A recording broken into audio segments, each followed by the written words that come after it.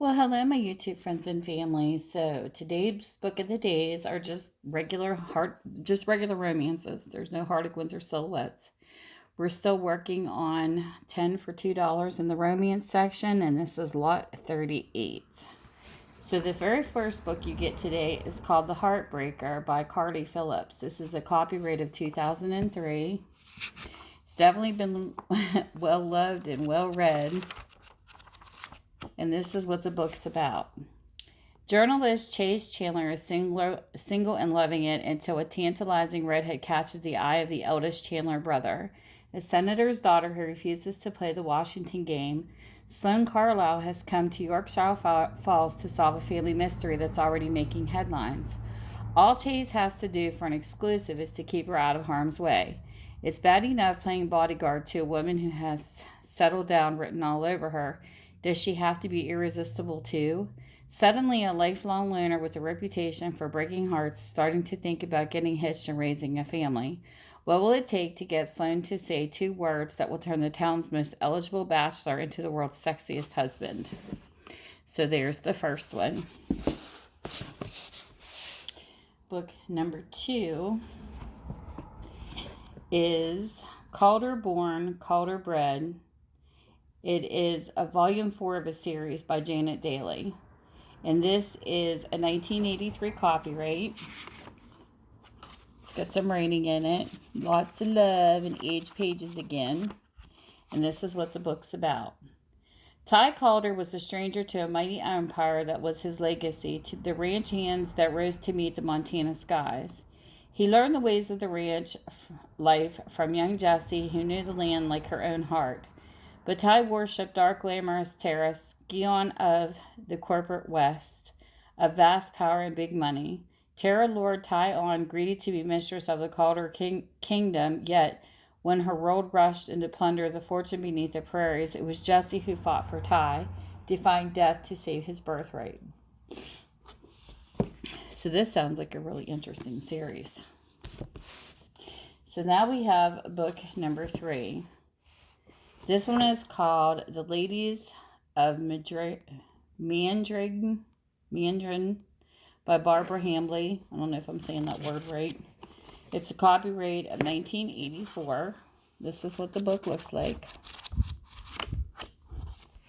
And this is what the synopsis is, what the book is about. Swords against the wizard. The city of Mandrigyn was conquered and its men enslaved in the foul ruins of the evil wizard king Alticus. Now the women of the city, led by Shira Galernus, had come to hire a mercenary army of Captain Sunwolf, but Sunwolf was too wise to become involved in fighting against wizardry, until he woke to find himself kidnapped and offered grim choice by Shira. He could train the lead of ladies of Mandrigyn against Alticus.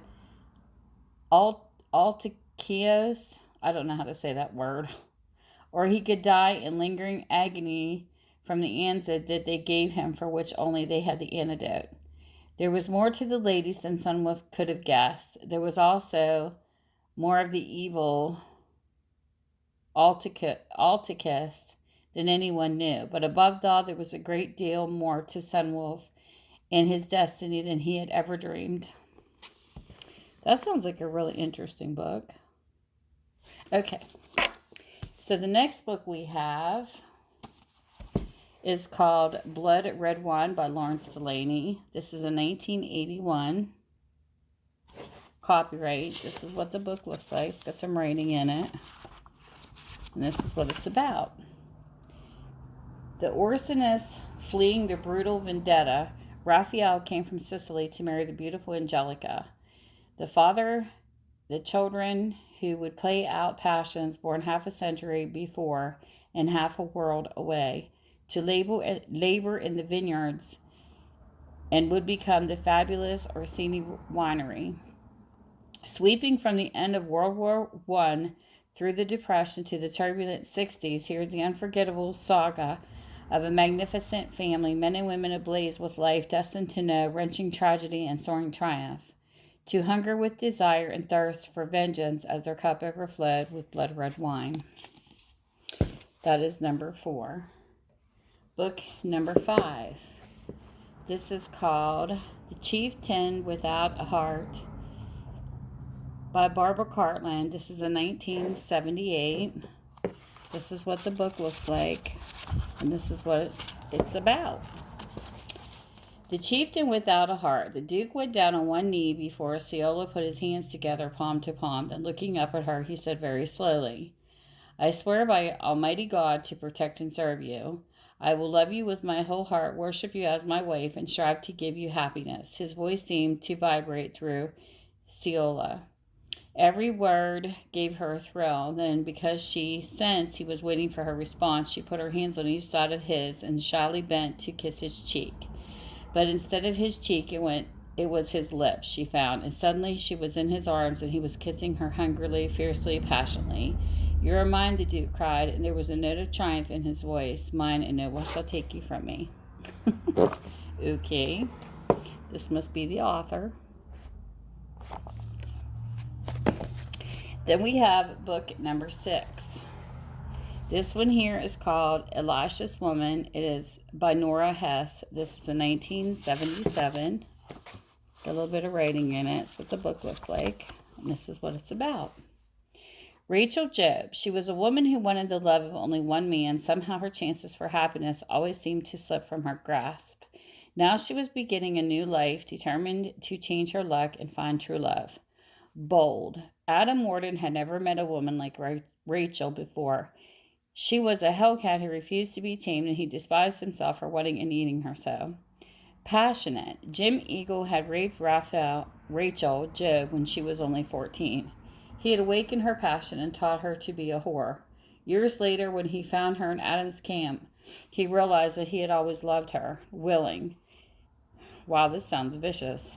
Nick Stone had sat quietly watching Rachel move around the cabin of Devil's Ridge from the moment she had arrived and had known what it would be only a matter of time before she'd be sharing his bed. Elisha's Woman. That sounds like a pretty intense book. She sounds like she went through a lot. So we have book number 6. Or 7. This one's number 7, sorry. This one is actually Bold Breathless Nights by Penelope Neri. This is a 1989 book. It's got some writing in it. And it's got a lot of age pages. And then this is what the book's about. He couldn't believe her lies. When Rourke Gilchrist first found a coarsely clad beauty, nearly buried in a new fallen snow, he took desperate measures to revive her. He warmed her with his naked body and thoroughly massaged every inch of her flawless skin. Convinced she was a slave, the lusty laird plundered her charms and took his pleasure. But when he discovered this was a lowly chattel, Rourke felt misled and suspected his ebon-haired wench was said to be his assassin. Whatever her mission, the virile male planned to take advantage of each heated moment the mysterious goddess was in his embrace.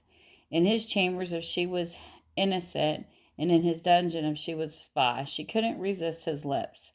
When high-born Catronia felt the first touch of warmth after having been cold so long, the grateful girl clung to the towering strength of the man who saved her life. But as she succumbed to a tidal wave of ecstasy, she was horrified. Perhaps this handsome stranger was her would-be killer who left her to die in the blizzard. Each waking moment, Catronia plotted her escape. Then Rourke would sensually caress each of her silken limbs, and his tongue would trace each of her smooth curves, and even as her mind fought his masterful invasion, her unsatisfied body made her a willing victim of Rourke's exciting touch and an eager prisoner of his bold, breathless nights. Okay, there we go. Another intense romance. And then we have number 8. This one is Untamed Desire, 1987 by Kim Hansen. This is what the book's got some rating spots in it. This is what the book looks like. And this is what it's about. In a land of wild desires, from the moment she looked up into the stranger's still eyes, Jessica knew she had found her heart's desire. But even though he'd saved her honor in the midnight blackness of Boomtown Alley, she swore she'd never submit to his arrogant demands. Nick Giscoli was as hard as the West itself, slow with gentle words and quick with a gun. He was on the trail of a dangerous renegade and had no time for a soft Eastern woman. But tragedy threw them into one another's arms, and beneath desert skies, Jessica learned that her passion was as untamed as the man she loved. And then we have number 9. This one here is called Passion's Price by Barbara Harrison. This is a 1985 copyright. This is what it looks like. It's got a little writing on that front page. Oops. Lots of age pages, and this is what it's about. Katie Gallagher was a survivor raised in a stifling poverty of New York's Hell's Kitchen. The golden-haired beauty quickly learned the value of money, the power of wealth, and the secrets of passion. Some days she would have it all. And as the nation recovered from the horrors of war, Katie struggled to make her fortune to build an empire. In her ruthless search for success, there was little time for love until she met millionaire Josh Thurston. Suddenly her days were filled with dazzling triumphs, her nights with glorious rapture, and even the strong arms of her beloved could not protect Katie from the dark side of desire, for even the rich and beautiful must always pay passion's price. And then the last book we have, number 10, is called Golden Stud by Lance Horner. And this is a 1975 book. And this is what it looks like. And this is what it's about. This was a brick top, bastard offspring of, excuse me for my language, but this is what's written on the books, a Victorian wench and a passing stranger. In New Orleans, they called him Jeff Carson. No one there suspected that this handsome red-haired young rogue with a beguiling smile was a runaway black. Certainly not the sex-starved widow who was the key to his new future, nor Jean Lafitte, the pirate who trusted him. Not even Chloe, the beautiful slave girl who loved him. No one, not even his mistresses, had ever seen the telltale brand on his back, the mark that could betray him to the world. But one person did know who he was, an enemy from his past, waiting for him in New Orleans, waiting to kill him. Golden Stud is a terminus novel of violent passions and dark desires in the lusty, brutal world of the Old South. So there's book number 10. Those books sound intense this time. So with that, if you're interested in these books, you just let me know through my Minda's Bookstore and more on Facebook, or send me an email, and everything will be in the description below. And this is lot 38. So with that, thank you for spending your time with me. And you guys have a great day. And I hope you have a fabulous weekend. Bye.